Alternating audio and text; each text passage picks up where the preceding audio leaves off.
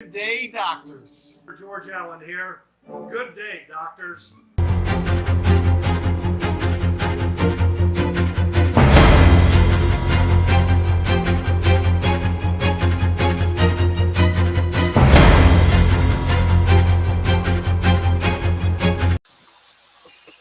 Good Friday evening, everyone. Good Friday and happy Passover to everyone. Welcome to another very special episode of Dr. Politics and Political Architects show with our standard doctors, Dr. Thornton and Dr. Irvine.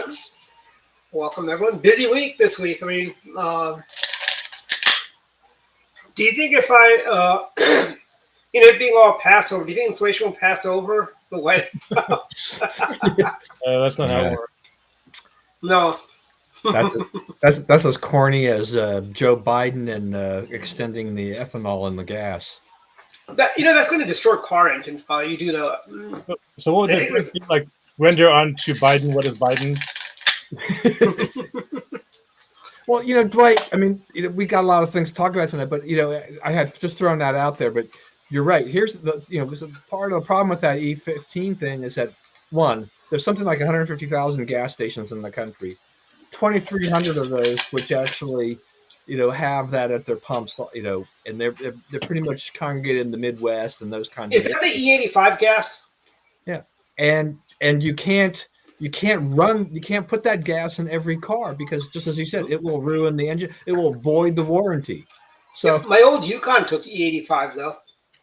Well, one thing you may not realize is that a lot of gasoline is like already 10% ethanol as it is. So they don't have to disclose that, except in maybe fine print. So going from 10% to 50% of ethanol is really not a huge deal, but you're right. Not every car is designed for it. Ethanol is hard on gaskets. It can deteriorate rubber and those kind of things. So cars need to be able to take it. But the E85 is a gentler gas than the super ethanol. I forget what it's like, the yellow handled one, which you're right, that's more in the Midwest, but that stuff is, it's less expensive than the regular gasoline, but it's also a less fuel, or less energy rich. So you don't get as good gas mileage on it because there's not the same amount of energy in the ethanol as there is in the gasoline. Plus, Mr. Environmental President here, this cannot make the environmentalists very happy because they've attached E15 to also more smog and things like that as well. So this is not going to help the clean air kind of issues, things like that, and all those enviros that are on there. I mean, Trump tried to do this, and the courts rebuffed him. Biden, they said that they're doing this under a different mandate or edict or whatever, and it's not. They don't think they're going to get pushback on that from the courts or whatever. But it's interesting, when the Democrats do it, you don't really hear as much about it. When the Republicans do it, it's like all these people jump in there and say, "Oh, you can't do that." Yeah, I mean, it's typical. I remember in Maryland when Governor Ehrlich wanted to do slots, that would have brought so many jobs to some of the very depressed areas. The Democrats were hell-bent against it. They were calling them because he wanted to spend some of that money for education funding Thornton, right? And the Democrats said, slots for tots. And then when Martin O'Malley, they couldn't get him the slots fast enough when Martin O'Malley was governor. And now the Democrats are proposing pot for tots. It's typical of Democrats. As Chris Plant would say, if they didn't have double standards, they'd have no standards. But I wasn't a big fan of the whole gambling and the slots and everything anyway, because I don't really care about whether or not people want to go gamble. That they can do that, and some people obviously spiral out of control and go into, they have problems with gambling addiction and things like that. But it's kind of like the whole cigarette deal, the settlements and all these kind of things. Is that in the end, high price of sodas, the money's going to go one place. In the end, very little of that money actually gets to the place they're saying, because they're like, oh, wait a minute, we're going to throw it here, we're going to throw it there, So it's typical things with the politicians. They always oh, wait a minute, we got money. we'll throw some of it there so we can say we're doing it, but really we need to feed these other troughs too. Mm-hmm. And here's something else also. The basically going a little bit back to the E85. My old Yukon used to take E85 gas actually. I only found one gas station. That was when I went to Georgia that I could fill up with E85. And I mean, this new gas is, like you said, Don, it's going to void warranties. It's going to kill people's engines. Maybe this is Biden's plan to push car sales up. Are you saying the E85 gas or the E15 gas? Because E15, E15, E15, absolutely. That cannot be used in normal cars. That's the one I was talking about. That's the yellow handled thing that basically your car has to be specifically designed to take that, because that is. My new Yukon does not take E85, but the old one did. Yeah, most newer cars can take E85 because again that's gentler on your system. But E15, that's the 15% gasoline, 85% ethanol, which is it's really really harsh on most standard combustion engines. And the other thing too is that you have to realize that ethanol, unlike gasoline, is loves to absorb water. I mean, ethanol is the drinking alcohol, and most alcohol, is not alcohol. It has water in it. It loves to absorb water.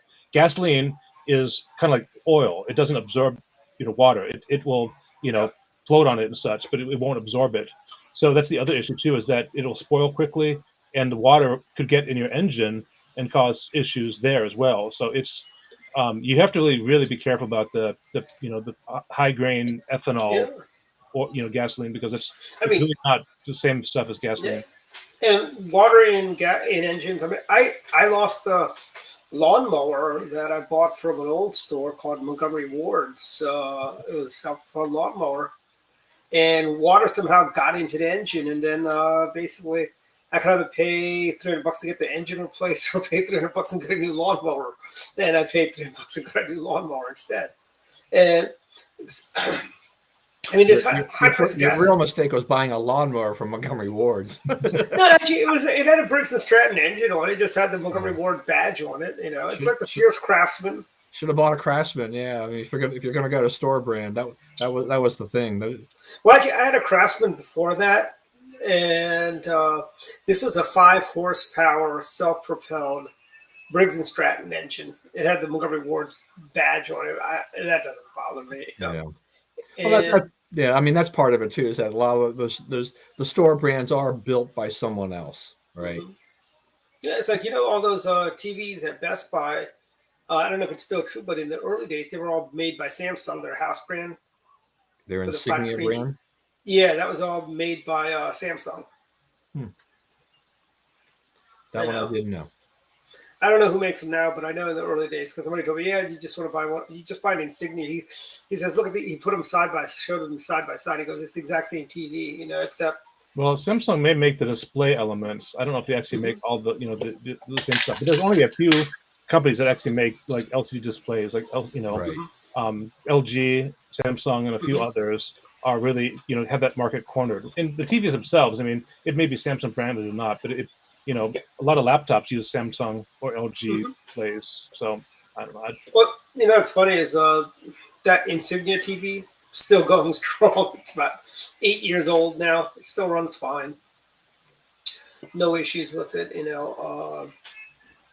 Yeah, but I mean, I was going to say too, to what we're talking about with the ethanol thing too. Is I mean, Biden here. This is part of his whole ploy to say we're going to save people are going to save 10 cents a gallon on the E15 kind of thing like that. But once again, 2,300 stations in the country, so it's extremely limited. 10 cents is not exactly going to move the needle much for a lot of people, on this either. So it's politics. It's a lot like just like this gas tax in Maryland that's going to expire tomorrow. It really doesn't do a lot. I mean, it's a short-term little benefit for those people who drive a lot. They definitely get some more benefit. People who don't drive a lot, which is more like me, I get minimal benefit. But all the politicians, Republican and Democrat, they all rally around it saying, we've got to have this. We're doing something for Marylanders, and et cetera, et cetera. But yet they couldn't. My soapbox is property taxes and income taxes. Yes. That gets my attention. Gas tax. And Don, also at the end of the day, they could not even extend the gas tax holiday. I mean, they were they loved it so much. That was it. Right? Peter Franco and all those guys are like, they still couldn't push it over to get done more. I mean, Glenn Youngkin wants a 90-day deal, right? Yeah.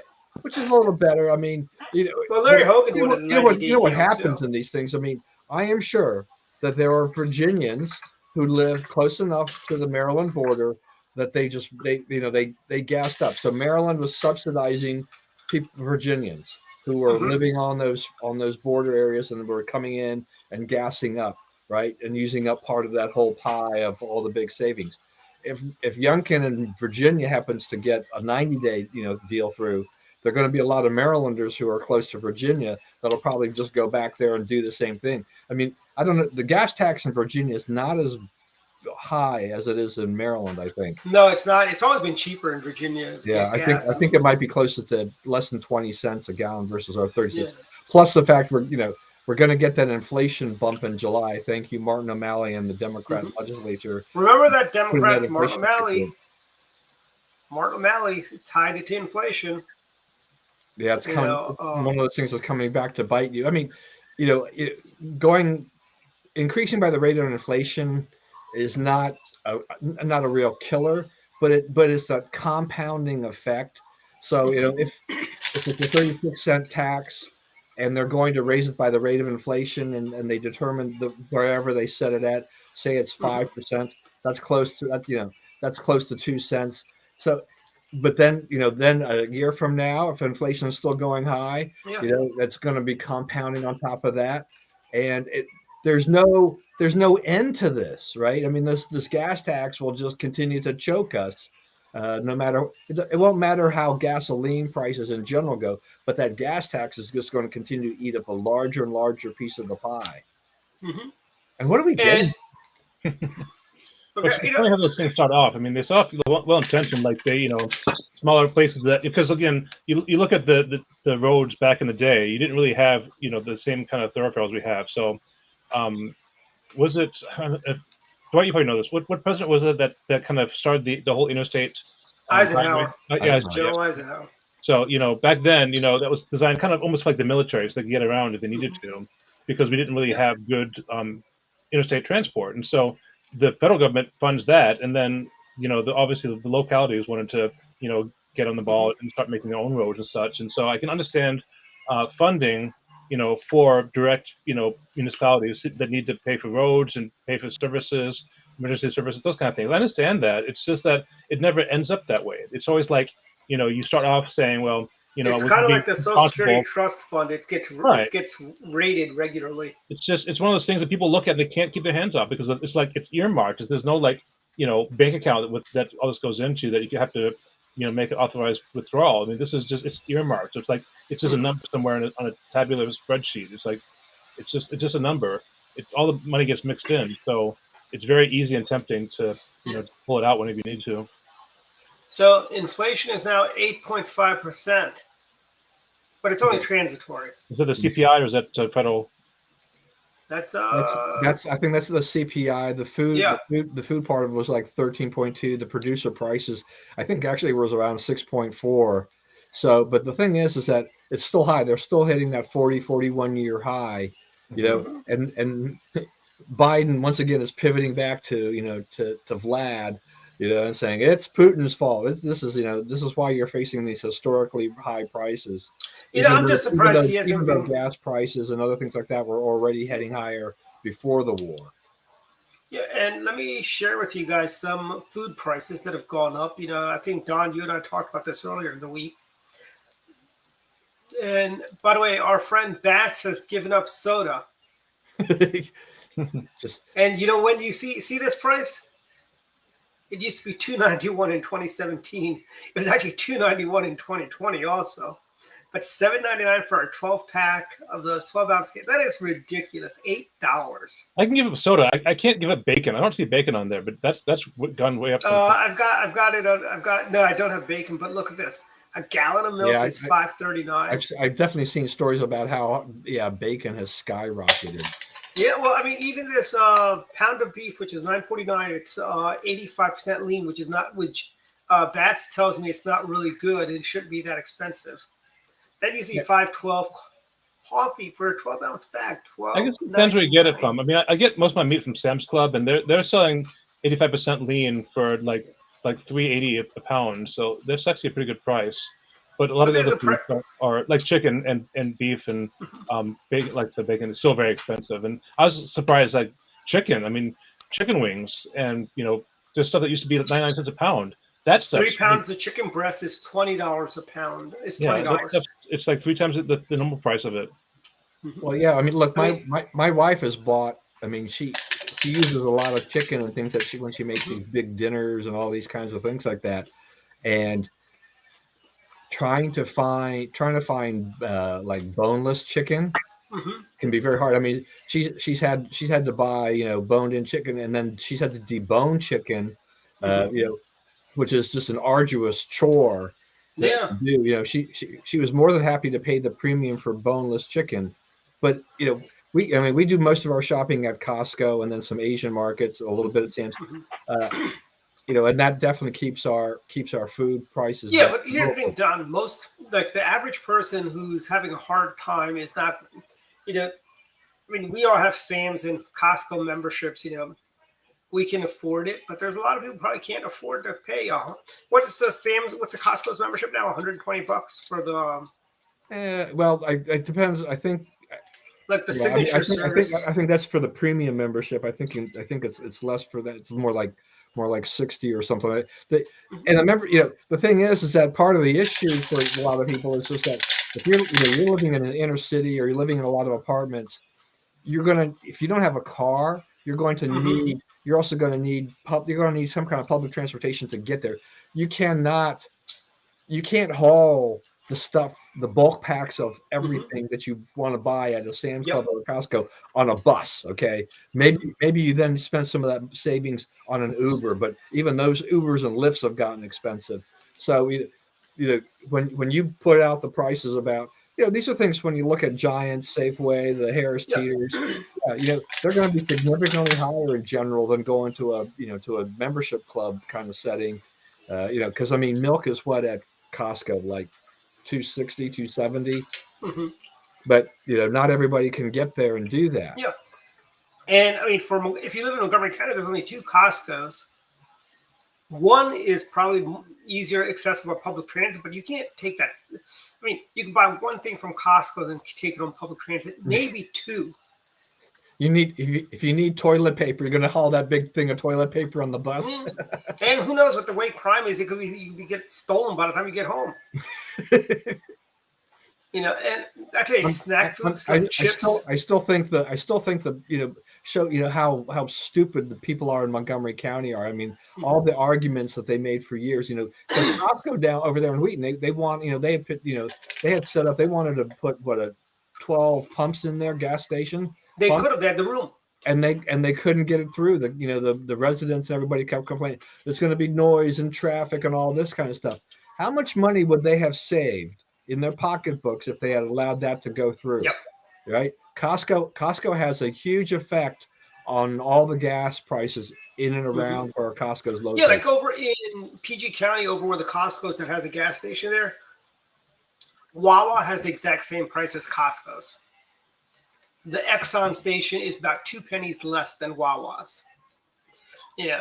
So, I mean, there is something to be said about competition because of that, And, but I mean, this is, a bag of chips, which is not even a large bag of chips anymore. The family size is not a family size because in the old days, Don, you might remember this, the Utz family size potato chips came with 2 bags in there. Now they have 1 bag and they call it family size. I just remember buying like a 6-ounce bag of chips for 99 cents, on sale. And you can't touch that price anymore, right? No. Ice cream is $5. This is the one that really kills me. Ice cream $5.99 a gallon. Breyer's ice cream $5.99.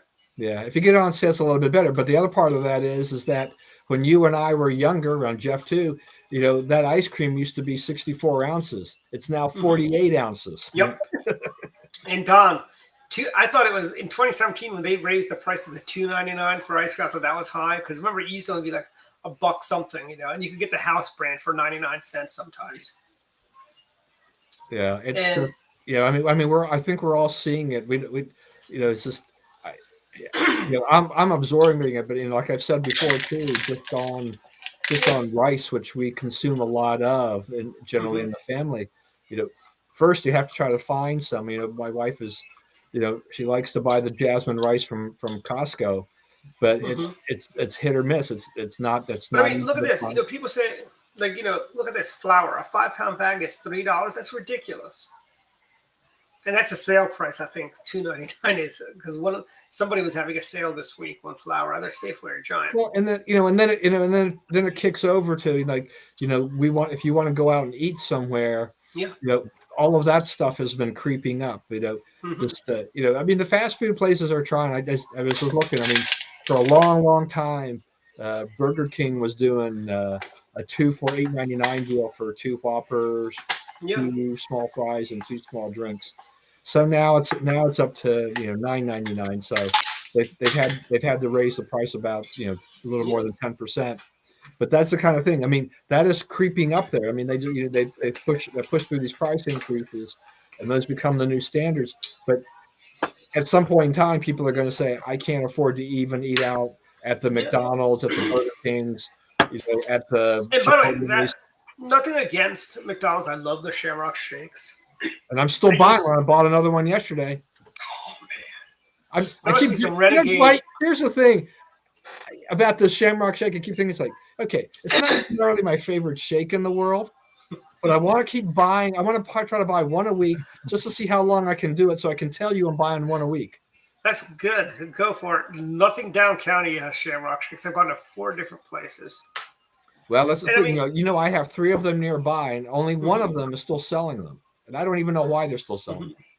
And can you believe this? A loaf of bread is $3.99. That's the Safeway and Giant house brands. It's not the fancy Pepperidge Farm or Sara Lee or whatever the brands they have for bread out there. No. So what's the Democrats' answer? What's Joe Biden's answer to this? Right? I mean, it's Putin's fault. Again, I think we talked about this last week, that a lot of things are interconnected that people don't necessarily think about. So when you push on one country, it tends to not have just unilateral effects. The butterfly effect. And so it's like you just have to understand that nothing exists in a vacuum. We have globalized our economy. We no longer live in isolation. We're no longer a country that can be independent from other countries. We have divested our manufacturing, even our food. I mean, we get a lot of food from China because it's cheaper for them to ship it to us than it is for us to harvest it. These are things that people need to understand. And so we like the concept of, cheap merchandise. We like cheap clothes. We like cheap food. But we have to understand that, again, I'm not saying this is all about, buy American, but people, like the convenience, but you have to understand that there's always a cost associated with it. There's always some chain that's providing that is, that you're now becoming dependent upon. So even if it's something that, is fine, like in good times, if again, I'm not saying economic trade with China is all bad, but, when you start shifting everything so that you become dependent upon them, then you really are it's almost like a national concern at that point, because we literally cannot exist. I mean, if China said we're going to cut off, trade relationships with the U.S. for whatever reason, we would be crippled, literally. And I mean, we think there's a chip shortage now. I mean, this would be. I tell you, what could have solved it if Harry Truman weren't such a coward and listened to General MacArthur. We wouldn't have this problem with China today.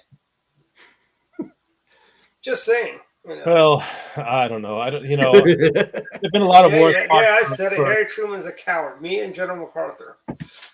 Yeah, so Jeff, I want to ask you this Yeah. because this is a thing that I've been thinking about for the last several weeks, particular, is just because you as you're mentioning this thing, this whole kind of how our economy, everything is so global now, and I just wonder. I mean, like in your opinion, has this kind of globalization, is that coming back to bite us a little bit now? Has this been a good thing, or is this we're now based on everything that's been happening? Are we going to have to rethink a lot of these things? I don't know if it's good or bad. I mean, it's like when you become interdependent on other, providers, then you all become linked. It's like being part of a chain. I mean, you can't disengage yourself without, rippling the other parts. So it's like the fact that there are, fuel cost fluctuations in other countries. We like to say, again, I love to joke how expensive gas is in the UK and Canada and other places because it's like, the gas in Canada pays for their, healthcare. So I'm like, yeah, the gas is crazy expensive there.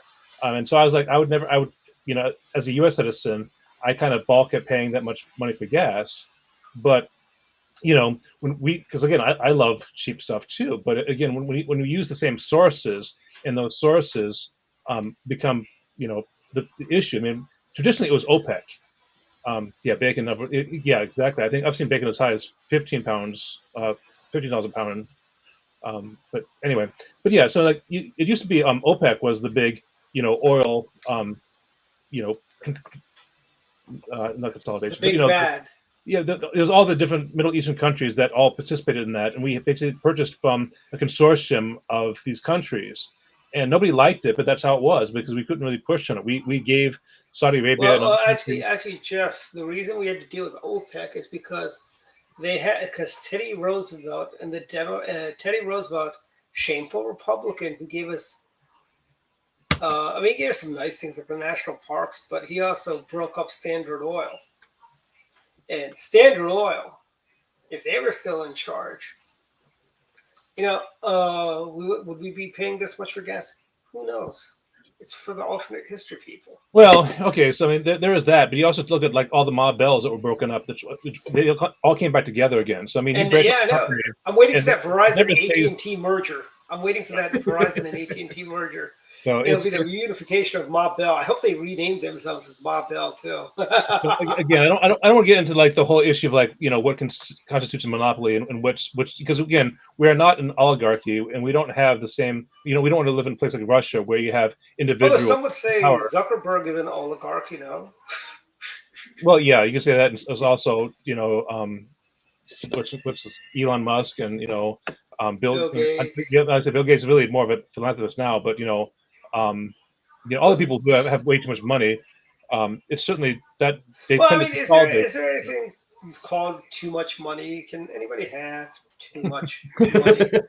Can anyone have? Can anybody be too beautiful? Or do you remember the there was a TV show a long time where somebody wished they had all the money in the world, and so they literally got all the money in the world. Nobody had any money, and so nobody could buy anything because it all came to that one person.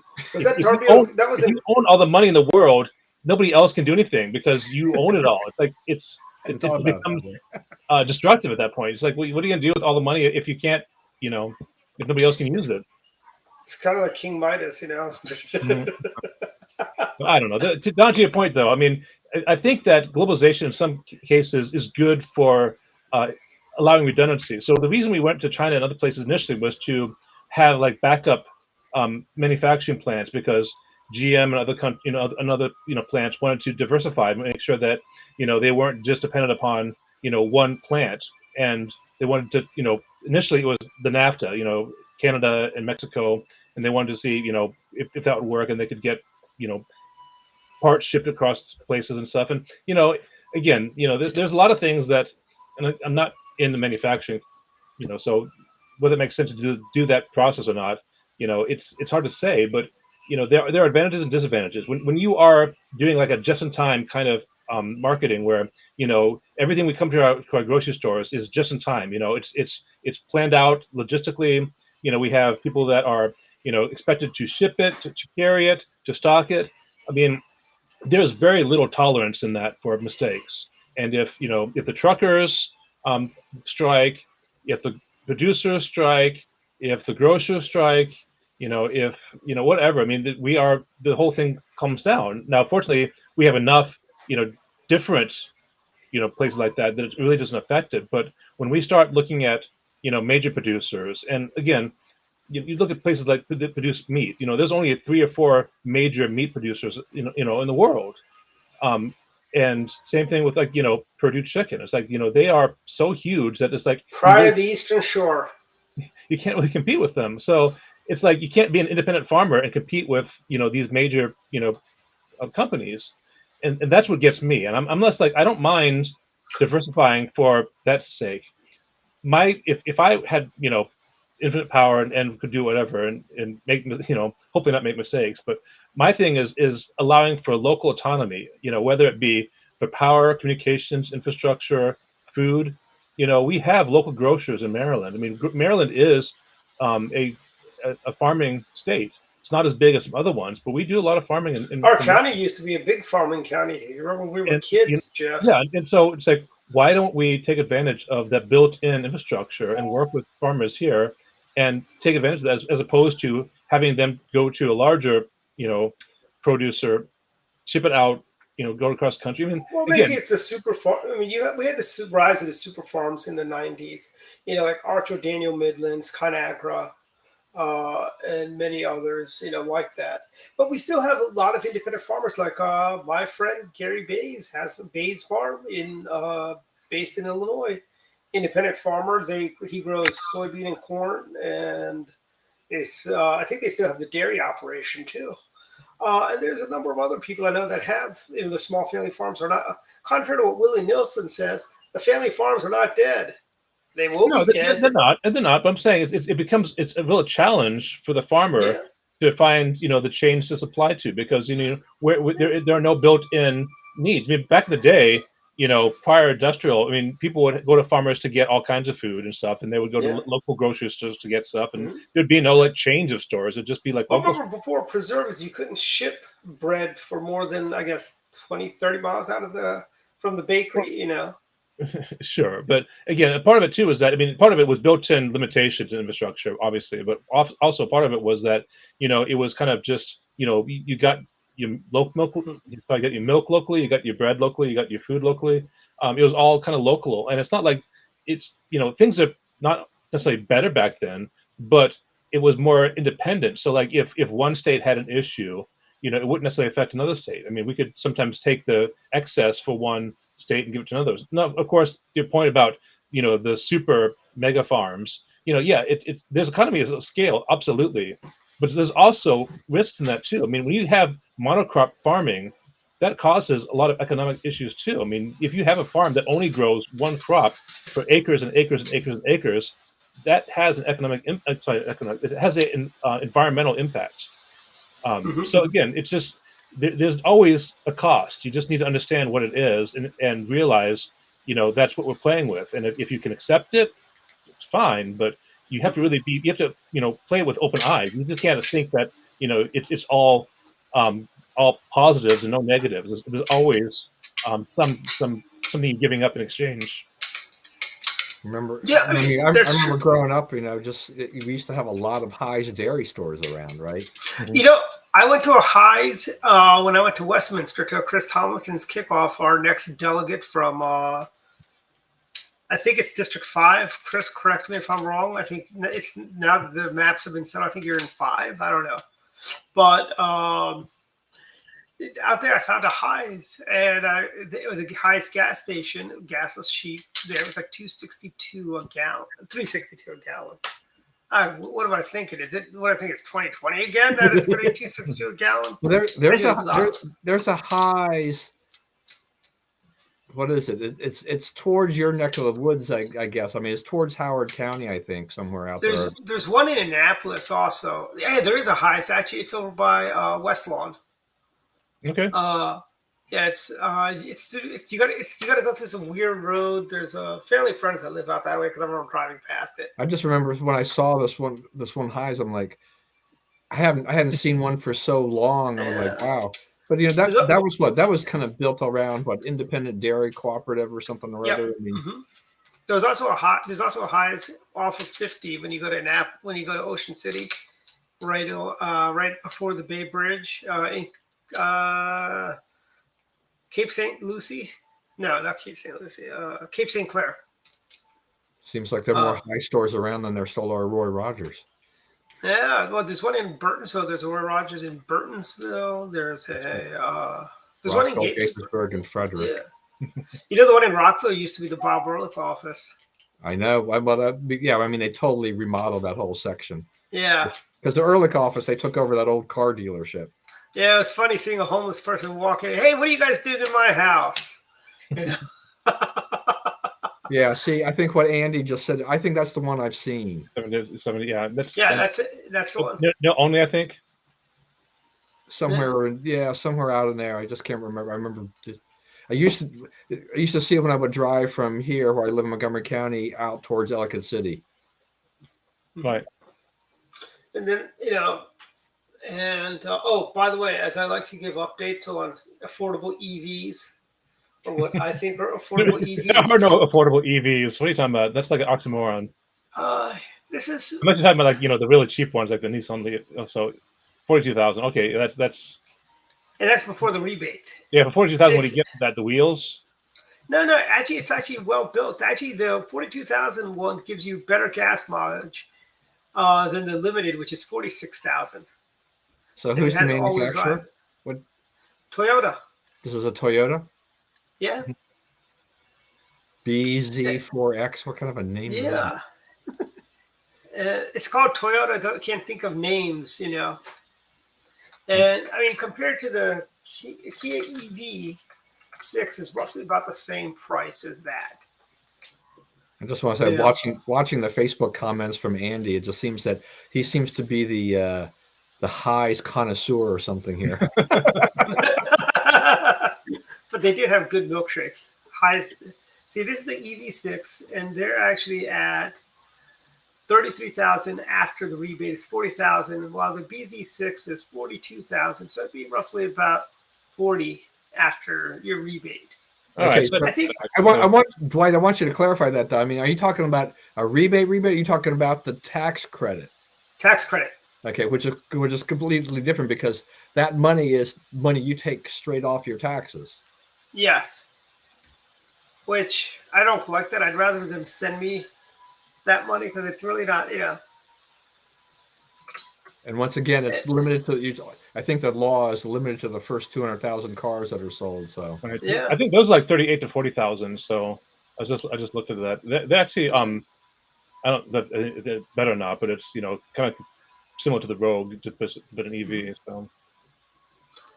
And I mean you got three options. If you can afford an EV and you want an EV, that's fine. Matter of fact, I mean, isn't there a commercial for the Chevy where that for certain, if you qualify, when you buy it, they will also include standard installation for a plug-in in your garage or whatever. Yeah, that's for the Volt.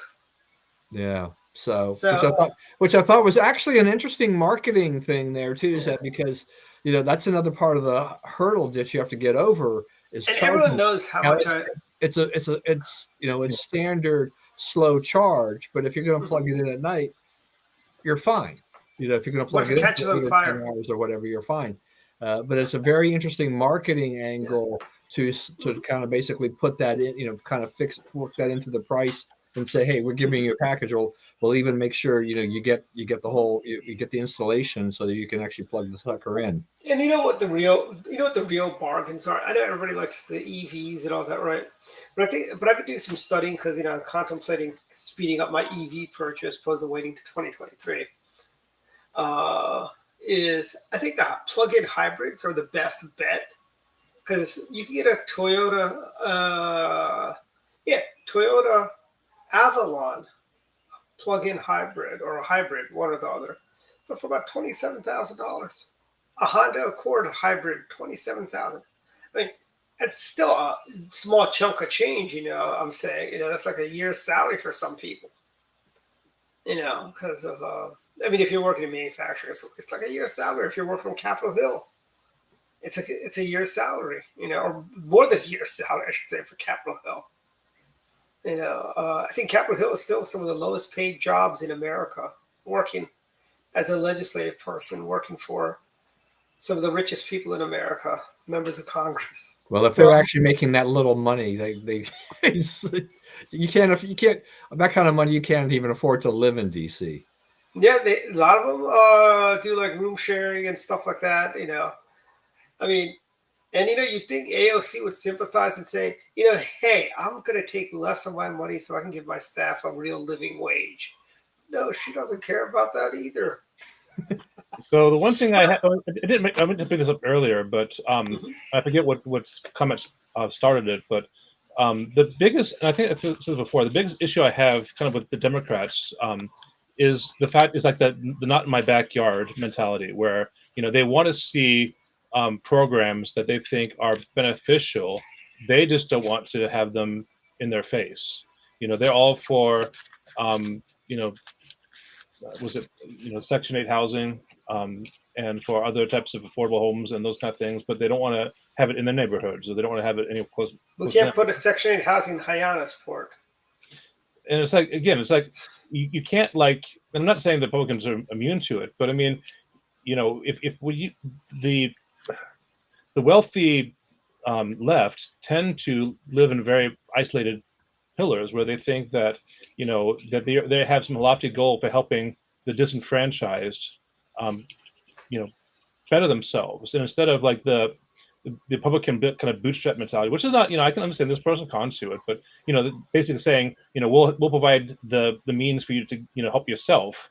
The Democrats want to have all these programs which help you for you, and whether it be welfare or other programs that really do these things for you, they really don't make a positive change, in my opinion. And it's just that kind of,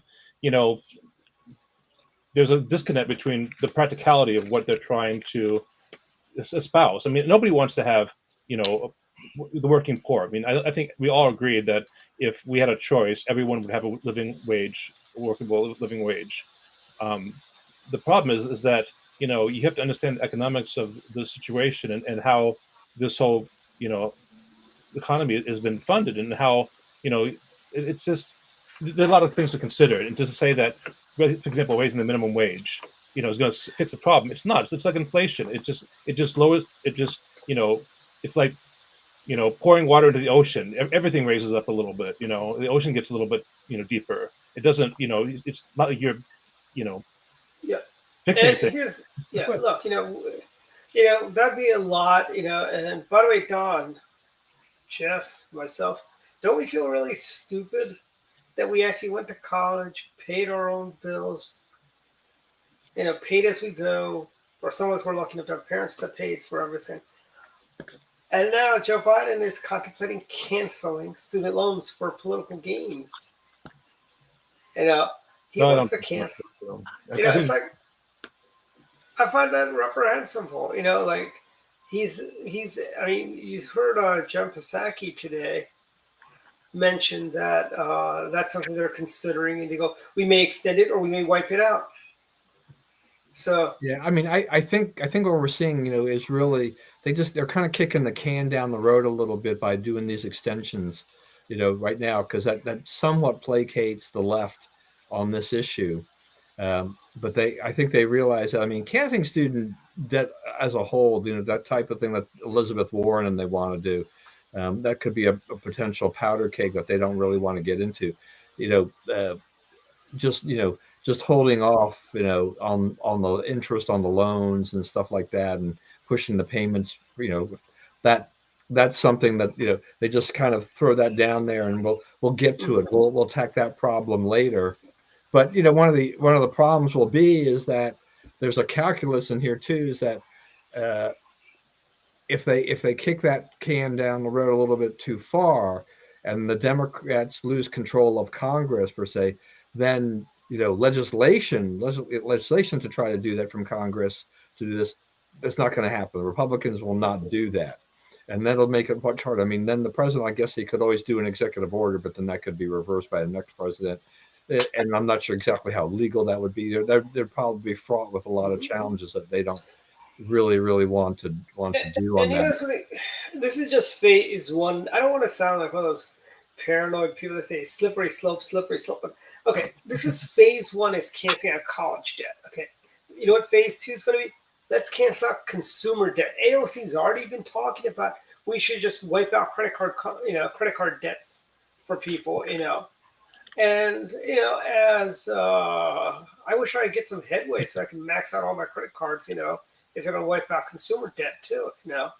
So, as an Uh, example of what the fallacy in some of these things, this wasn't on the agenda, but I think this is appropriate, being that it's tax season. So Biden, funded the IRS so that they could have more workers. His mandate was, tax the rich, find out, get money from them. What the IRS ended up doing is taxing the poor.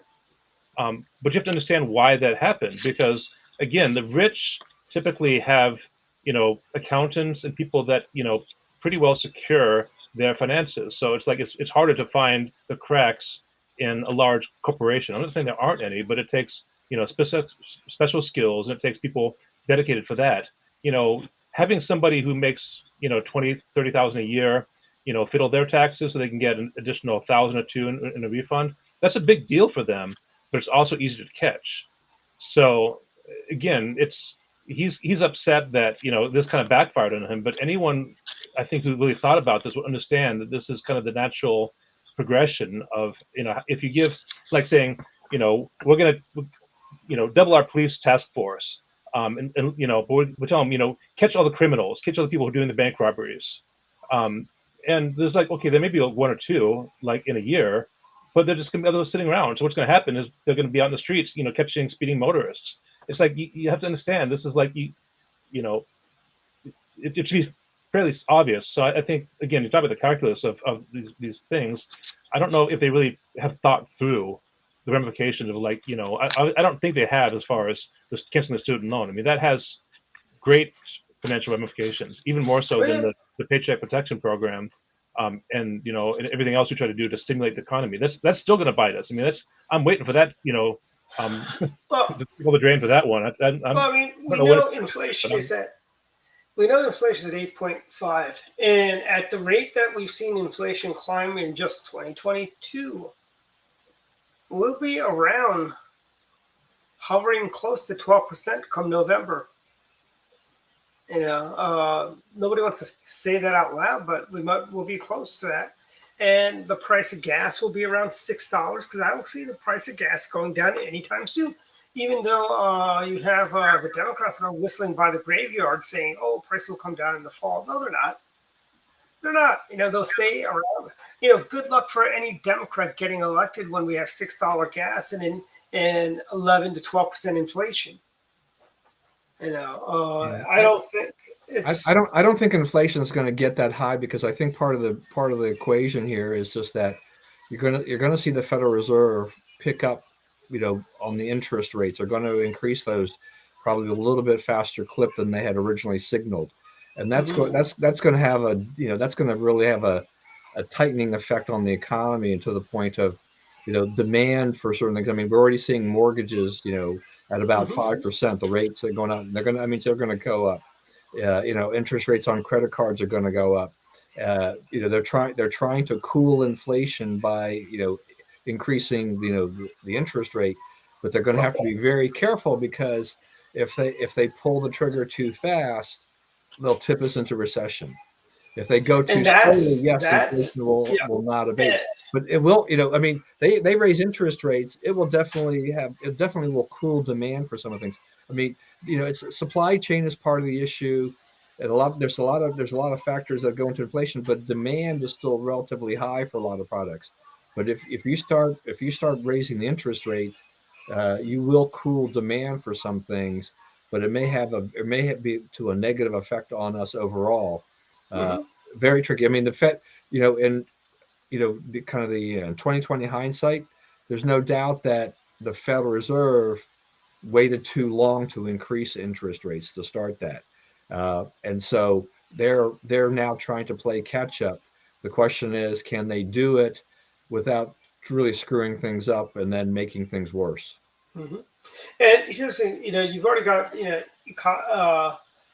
folks like Graham Stephan, who's already saying house prices have peaked, with interest rates going up. And he says the Texas Fed chair the other day also said we're on the cusp of another housing bubble.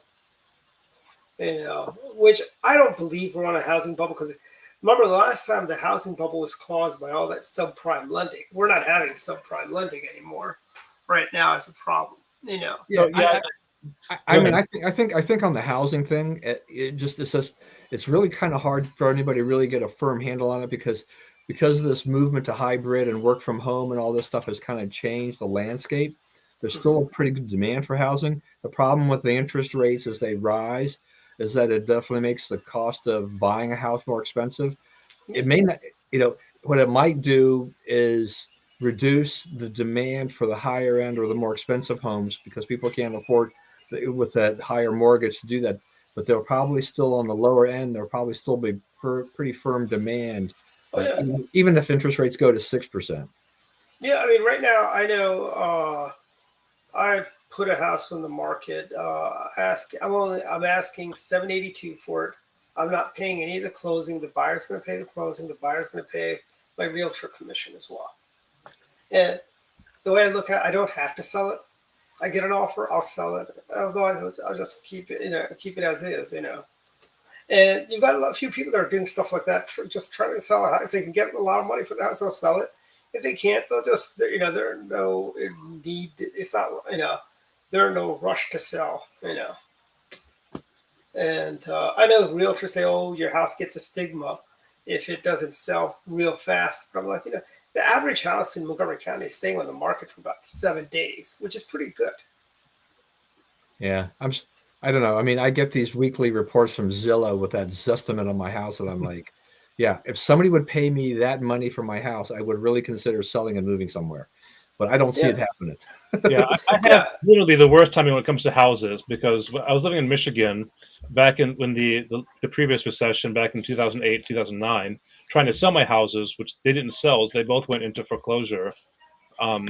So I lost 2 homes back then, and then having moved back to Maryland right prior to the pandemic, that was right, at the cusp of the start of the housing bubble. I can't get a house now, to save my life, because the prices, despite being expensive in Maryland, are even more ridiculous.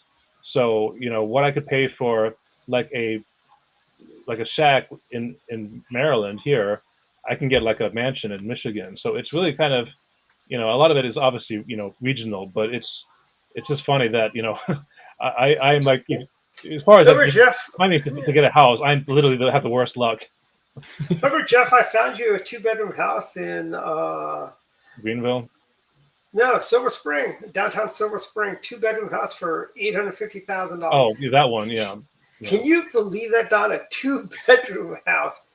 Well, I mentioned before that the houses that are up the street near Park Lawn, initially were $800,000 homes.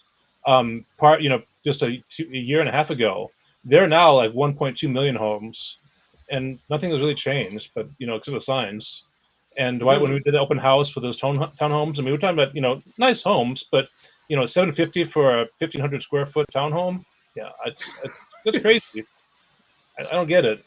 Yeah, I mean, look, my oldest son lives in the Phoenix area, and I mean, they're renting. He's not really sure how long he'll stay in Phoenix, but as long, part of it is going to be job related, and Sure. he's got a very, what he considers to be kind of a boring government job, but it pays, and so he's got. So is he a GS though? But in terms of housing prices, the Phoenix area is nuts.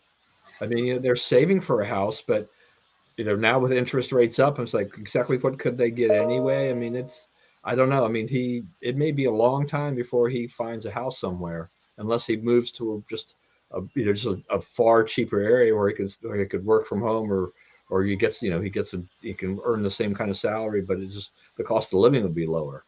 But if he's a civil servant, he should be able to move around anywhere within the government, Yeah, and I tell you, I basically have just I've just encouraged him to stay there for a little while, just to kind of build a little resume, and just do that. And I mean, long term, I mean, the more longer he stays there, the closer he gets to qualifying for a pension, which will be nice. But he he's doing policy kind of work, but he really likes the politics.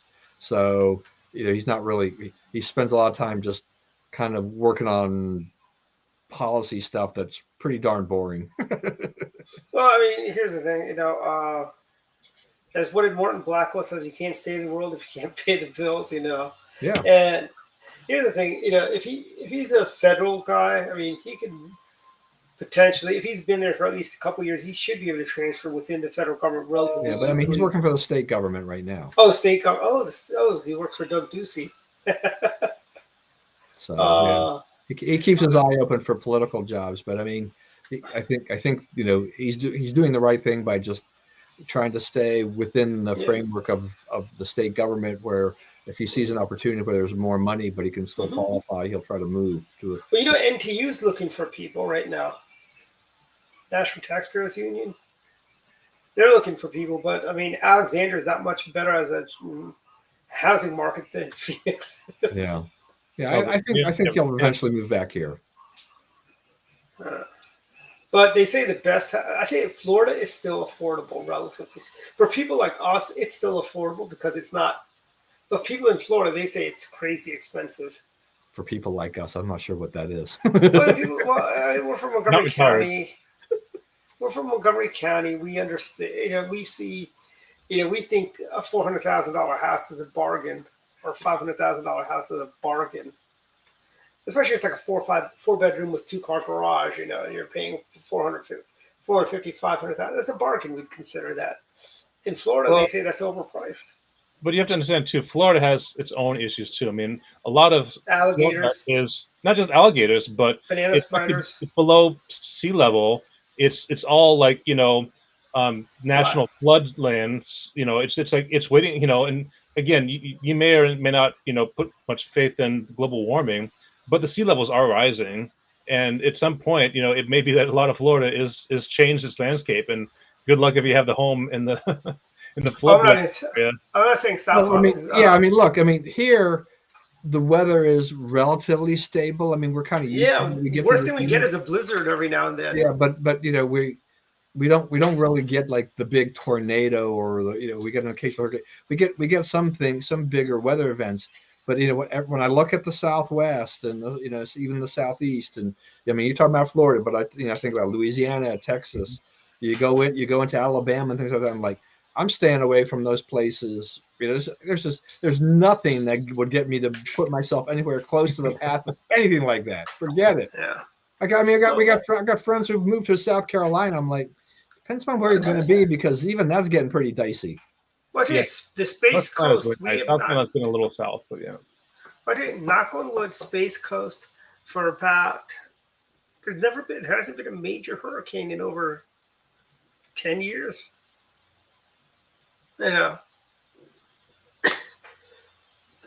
Although that means they're long overdue, some would say. I remember in 2012 we were in Tampa and Louis Fulton made a comment. He goes, "Tampa's never been hit by a hurricane since 18." I go, "Doesn't that mean they're long overdue for one?" Right. Dwight, we're like 15 final program. Final thoughts time. Final thoughts of Don Irvine. I'm going to start with me. All right. Orioles Magic 1-5. That's right. That's magic. I decided before the show tonight, I wanted to double check. I wanted to check the Orioles record versus the Nationals record, because the Nationals are a terrible team, but the Orioles are even worse because the Orioles are actually trying to lose, where the Nationals are trying to win a few games. But the Nationals are a terrible team. Their pitching sucks. And so yes, they're a terrible team that don't know they're a terrible team. So that's okay. But more power to all the Orioles fans out there who still are Orioles fans, despite the worst ownership in Major League Baseball history. I don't. Maybe Dan Snyder will buy him after he sells the Redskins. There's just no. I just don't see how the Orioles will ever. I mean, they talk about rebuilding. How they'll ever put a decent team on the field as long. No, because the owner is a cheapskate. Peter Angelos is a cheapskate and will not spend the money. Look, the learners don't like to spend money either. Okay, they do award some big contracts. So, I mean, they've got another one they've got to face. They've got to get Juan Soto signed to a long-term deal. But are they going to put out the money for it? It's anybody's guess, because they've let Rendon walk. They let Harper walk. See, They let those people go. Some of the people that were vital cogs of their team. So I don't see that. It's hard for me to imagine that they're going to spend $300 million on an outfielder, but they need to do it. But unlike the Lerner family, Peter Angelos made a whole lot of money on the tobacco settlement. right, He's got a lot of sin money that what does he need that for? yeah. Go be like George Steinbrenner. Take out your checkbook and buy yourself a World Series team. There are no salary caps. Look at the Dodgers. They spent big money, and they're perennial contenders, and they won the World Series. So their formula seems to they figured out a way how to amass. I thought they lost the World Series this year to that other team. I thought they lost this year, but the last one went to the Braves. Yeah, that's what I thought. Yeah, but the Dodgers won it before that. Yeah, but the Dodgers have the better team versus the Braves this year. Oh yeah, absolutely. Hanoi Jane and Ted Turner. I know they're not the owners anymore, but look, that was a fun time when they were there, right? When Ted and Jane were a couple, that was a fun time. And even Jane doing a tomahawk chop, which is great. Yeah, I know. It's like you couldn't be any more politically incorrect than doing the tomahawk chop. Hey, too bad Peter Angelos didn't file a class action lawsuit against Ted and Hanoi Jane over people getting tennis elbow from doing the tomahawk chop. And I still will not call the Cleveland Indians the Cleveland Guardians. I'm sorry, they're the Indians. Oh, are they the Guardians now? Oh yeah, they're the Guardians. They succumbed. So stuff like that happens. Other thing here, that great ship Ever Forward, which is the cousin of that other ship that was stuck in the Suez Canal. They can't.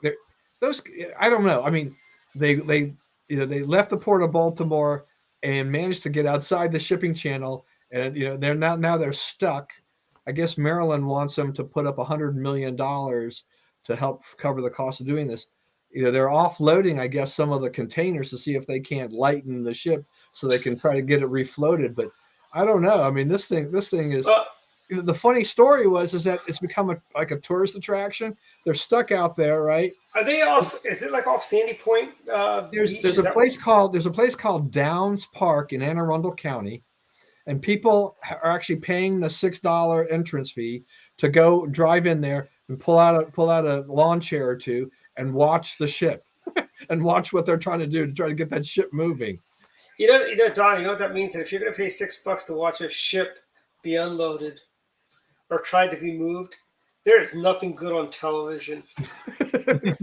Well, you just wonder what your life is like if you want to go out there like almost every day to watch them, deal with this, and you're going to pay $6 plus the cost of gas or whatever. Like, don't you have to have something better to do with your life than do that? Mm-hmm.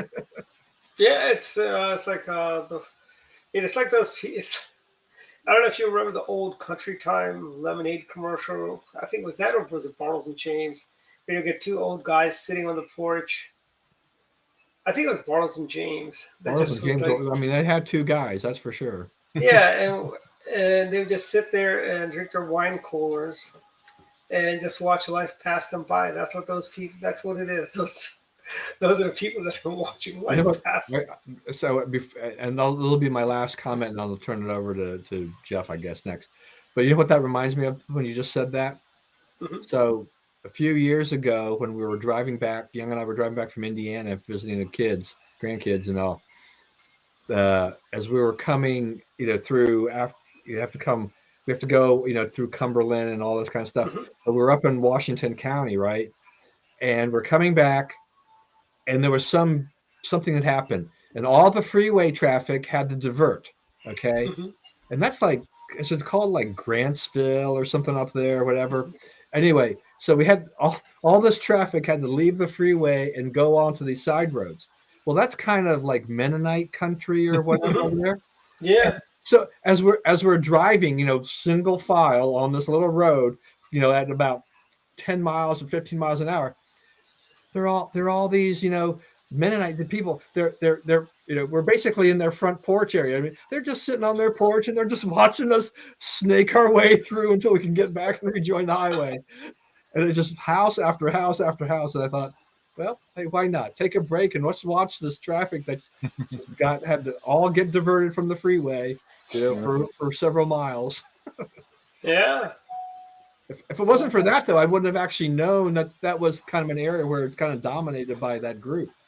Yeah, there's actually there's a Mennonite farmer out in outside of Hagerstown, who the state EPA is trying to put him out of business because one of his neighbors doesn't like the smell of cows. And I'm thinking like, well, I didn't like the smell of cows when I used to go to the University of Maryland. Had to park in lot 4. Oh, let me tell you, Neil Parrott and I went to visit this farmer, right, with my friend Gary Bays. I had to take a shower after I get back. The farmer wants to show us the cows and how they've got a robot that milks the cows. The cows walk up and then the robot connects to the cows without any human interaction and milks the cows. And I'm like, and then he's telling Neil, hey, Neil, you want to come? I'm like, no, I don't want to see anymore. I've seen enough for cows, And it does smell. And that smell gets into your nose and yeah, it's not a good thing. It's not a good thing at all. But yeah. I'll shut up and leave it to you guys now. All right. Jeff. So as a segue to final thoughts, I actually don't mind the smell of like cows and cow manure in the farms like that. What I do mind is the smell of turkey farms. You think that cows smell bad? There's a place down in Virginia that had like, it was like, you've seen like the things for chickens that's just like, it's a really wide, like tin roofed kind of thing that's kind of short. Yeah. It's around Thanksgiving, they house a lot of turkeys and stuff. And that is just like, that is such a unpleasant smell. I mean, I think that the smell of cows and other farm animals is kind of earthy. It's not maybe not pleasant, but it's just like, it's not like it's, it thinks to me it's like a farm. But the turkey farms, that's just like, it's almost like a pig farm. It's like, it's really just pungent. Anyway, so as a segue to my final thoughts. Part of America. Yeah. Well, I understand it, but again, part of it too is that when you start, and I talked about mono farming before, like I lived in North Carolina, and was it I want to say Smithson? It's not Smithson.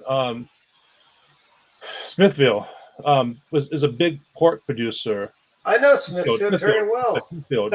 So it was halfway between Clayton and Goldsboro, along like I-40, and it had a nice outlet there and stuff. But again, it's just like all they do is pig farming, and it's like in pig slaughtering and those kind of things. And you've heard stories like you get an infection somewhere in the food chain, like E. coli or something like that, there's an outbreak. You've got to shut down everything. It's like all the food from this manufacturer, across the board. Just it's like they recall it.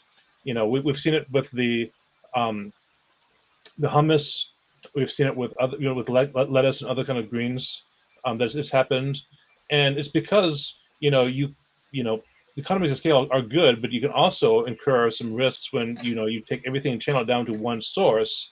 That source can be an issue itself, and not even just again. And this, I'm not trying to give anyone ideas, but when we consolidate technology or infrastructure into key areas, those areas become targets for actors who may want to damage or cause destruction.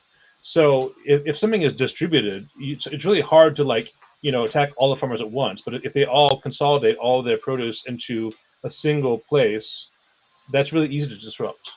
So there are benefits for the economy of scale, but there's also risks. And again, I'm not like I'm trying to make a treatise on economics. I certainly am not qualified for that. I'm just saying that think about both sides of a problem when you think about why something would be good. There's almost always drawbacks too in something. So that's the first final thought. The second final thought is a really quick one. I don't know much about baseball. In Michigan, the the Lions were the team you love to hate because they would snatch, defeat from the jaws of victory, and they'd always be just like And it's kind of like the Republican Party. they're just like the worst. They always would just be like the worst team, and they always got like first picks because they were like so bad that they just like it's like a pity thing. It's like just pick someone, you pick whoever you want, and even so, they would like pick these awful players. But anyway, the Lions did have some notable players back in the day, but it's just been a kind of unfortunate travesty. Are you talking football now?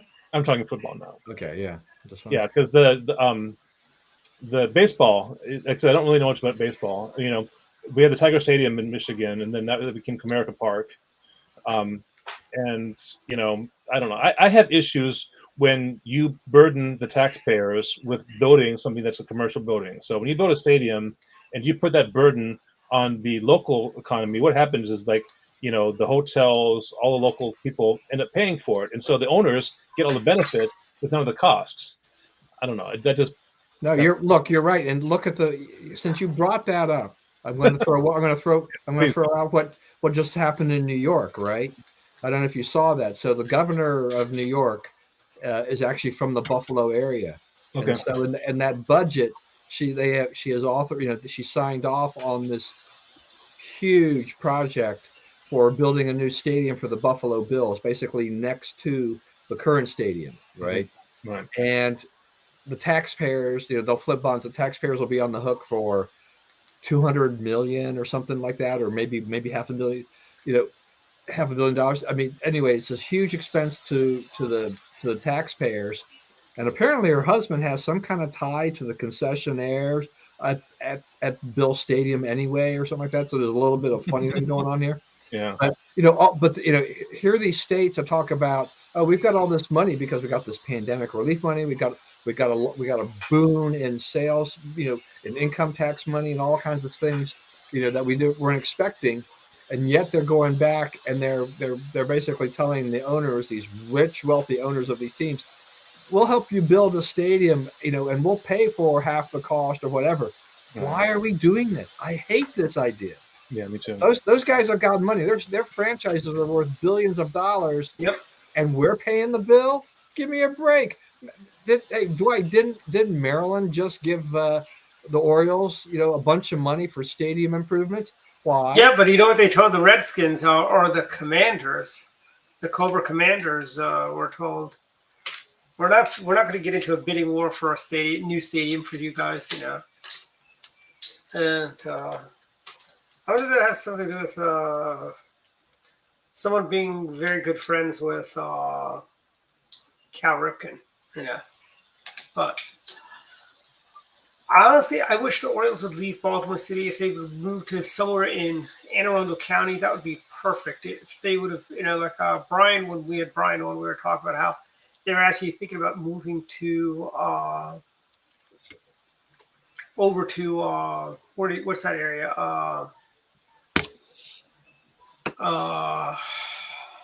So why doesn't Peter Angelos just move the team to Indianapolis like a certain other team moved? That would be funny. But he has to do it with Mayflower vans in the middle of the night on a rainy day. In the dead of the night, just boom. Yes, gone. Exactly. That's what he has to do. By the way, the USFL is back this week.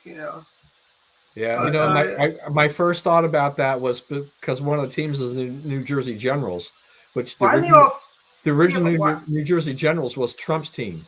Yeah, but why are they playing in Birmingham, Alabama every game? They're not. It's not like the New Jersey Generals will never play in New Jersey. Every game's being played in Alabama. Yeah, I don't know. I mean, they have what, 12 teams or something like that. I don't know. Maybe they're just trying to keep the cost down. Who knows if this league will play more than one season? Well, if they're not as woke as the NFL, they may actually catch on. What is the USFL? United States Football League. Do you remember the Washington Federals, Jeff, when we were kids? The Federals? And the Baltimore Stars? Yeah, that's the B team. Yeah, that was the team. You call the B team? Herschel Walker, who's now running for Senate in Georgia, right? New Jersey Generals. Played for the New Jersey Generals in the USFL. They gave him a lot of money. Trump gave him a lot of money. Doug Flutie. I believe we got a lot of NFL stars out of the USFL actually when the USFL folded. Doug Flutie, there's other people. I know there's others other than Doug Flutie and Herschel Walker. It's been a long time, so I don't remember all the names anymore. But George Allen was the coach of the Chicago Blitz, and you had Jack Pardee, who was the coach of the San Antonio Gunslingers, and they had the best mascots. They had gunslingers that would shoot their games every time the gunslingers would make a touchdown. All right. I think too many owners have this field of dreams mentality. Like if you build it, they'll come. But it's like it just I don't know where they get these ideas. Anyway, well, I think part of that is just that there is that mentality, Jeff. I think where it's like everybody thinks there's money to be made by these alternate leagues, so they keep trying to form them, and most of them fail. I like small games. I mean, when I was in Flint, they had the Flint Generals hockey team, which was just like a Flint local team. I mean, I'd go to those games, and I enjoy watching people play sports. It's not like I don't enjoy that. I don't enjoy just like the last time I went to a Tigers game, it was like 3 times as long as it should be because I'm like so much was just like waiting, and I'm like, this is not baseball. This is like weight ball. I'm just waiting for people to do stuff. It's just not fun. Tickets are $10 also for USFL games. But back we have the old pictures of like the ballparks and with the chain link fences and the people selling hot dogs and those kind of things. Just watching games play and just like it could be a pickup team almost, and it's just like. Sorry. Yeah, that's why I don't spend the money for a major league game, but I will spend the money and go to a minor league game. They're cheap and they're just a heck of a lot of fun. They put entertainment into it, which makes it. Baseball is it takes a while to play the game. So, but if you throw some entertainment in between some of the stuff, it's more than bearable. And you can take your kids. I mean, I used to take my kids to the Bowie Bay Sox game because there was stuff there. They had all kinds of stuff that they were doing. It wasn't just baseball. My kids didn't even have to watch the game all the time. They could go do this, that, and the other stuff over there. So it's funny. USFL games are cheaper than Bay Sox tickets. Well, I admit it. If it was like a baseball / Dave and Buster's, I'd probably be there. Anyway, I was going to say my only point I was trying to make was one thing was that my sister went to the Capitals game when they were playing the Flyers, and it was a total blowout. So the Capitals beat the Flyers 9-2, which is like I think like that was crazy. I saw that score. I'm like, you got to be 9 goals. Yeah. Anyway, that was it. Dwight, we got to put an end to this show at some point. Yeah. Oh, yeah. I'm at my final thoughts, I guess now. A couple of things. Final thoughts are one. We're in pollen season. My car has a tint of green, yellow, depending what time of day it is. Tell me about it. So and the temperature is getting warmer. Although we're going to be cold, it's going to go down it's only going to be 50 degrees Sunday or Monday. But it could just be fake news as the weather is, the originators of fake news, and basically I think, visit my website, dwightformoco.com. Great website, very attractive looking website. Today is the filing deadline for people who want to run for office in Maryland, and we've got a friend of our shows who's filed to run for Congress in CD6, Matthew Foldy. Welcome to the ranks of running for office, Matthew. And I don't think Ami Hober has filed yet for Congress in CD6. So it's between my other final thoughts is one. Is anyone going to be shocked if our price of gas is going to be $4.50 next week after the gas tax holiday is on? Because I've noticed when they tack the tax on, they sometimes will tack another 10 cents on top of that. Or something of that nature. And my last final thought, $4 for a pack of cookies, that is ridiculous. $4, Yeah, I don't know if you, the cigarette tax got so many smokers to quit smoking. I think we've already learned $7 soda has gotten people who are perpetual soda drinkers to kick the soda habit. I think with the price of $4 cookies and $5 ice cream, it's going to kick the sweet tooth out of the people that have a sweet tooth. You know, and that's my final thoughts. Inflation, 8.5%. Then have you seen I just don't want it to affect my crumble cookies. Oh, those are already high priced. Then they already built in a lot of margins into that. $4.59 a cookie. So I guess a pack of Oreos for $4 is a bargain then. Yeah, but those crumble cookies are. I mean, they are good. I don't like them. See, I like chocolate chip cookies that are crispy, slightly a tinge of. Every now and then you can buy a bag of Chips Ahoy that are slightly burnt. They taste so good. I'll have to ask my wife. Oh, by the way, actually, I'll tell you this after we go offline, so hang around for a second.